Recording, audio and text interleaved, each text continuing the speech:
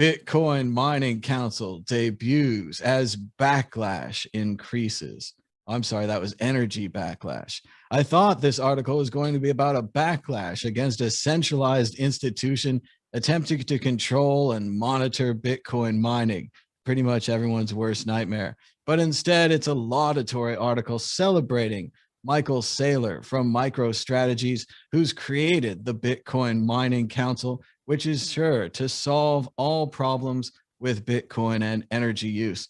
As we know, Senator Elizabeth Warren from Massachusetts called Bitcoin and cryptocurrencies an environmental disaster, seeing it only in the short term and only using the multiplication, not referencing the Galaxy Digital report where it said that gold market uses twice as much, the banking market uses twice as much, and always on devices such as PlayStations and other devices use 7 times as much energy as Bitcoin. That's 7 times whatever country they recently referred it to. So 7 Argentinas or 7 Irelands.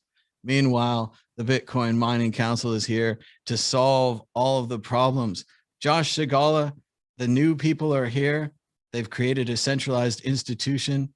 Will they solve all of the problems of Bitcoin mining? Of course they won't. No, they will. They won't. I don't know. They'll do their best. Great. I love how these peeps come out of the woodwork. It's probably Michael Saylor trying to protect his investment. The thing is, a lot of this is about price. A lot of this fear is about, you got to keep the price up.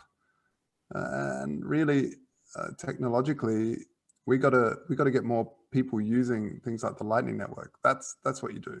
That's what you do, because no one really cares at the end of the day about the other stuff, apart from news headlines. They care, but people don't. They want to get money A to B. They want to protect their wealth. They want to protect their family, and yeah, Lightning Network, that needs adoption. We should have more focus on, hey, let's get Lightning Network adoption. Maybe we can get Michael Saylor to try out the Lightning Network, give it a try. And as the article says, most of this is about Elon Musk.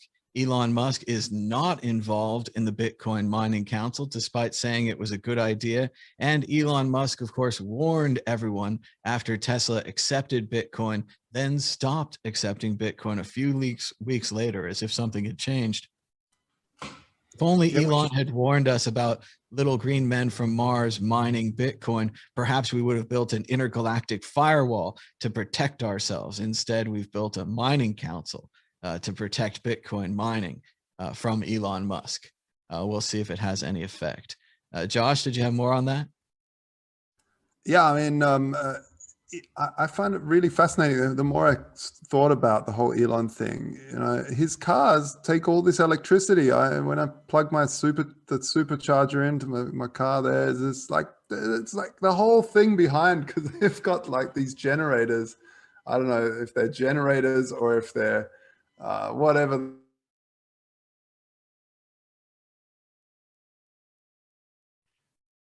You can't speak out about the environmental issues of Tesla. They'll cut off your internet connection. Ben Ark, your thoughts on Bitcoin Mining Council? Yeah, these electric cars, I agree with Josh. They're not the answer. Liquid hydrogen or something like liquid hydrogen is probably the answer. Liquid hydrogen cars, far more efficient and works like regular normal petrol. You can fill your car up as quick, and as long as you can just capture the energy in a clean way using renewables, it's much greener than mining this lithium out of the ground and building all these batteries. I don't know why Elon Musk gets this pass card, because he's sending people into space, sending tourists into space, rich people who've literally run out of things to do with their extreme wealth. The only thing they can now do is be a tourist in space, which, by the way, has an absolutely gigantic carbon footprint. I mean, okay, you're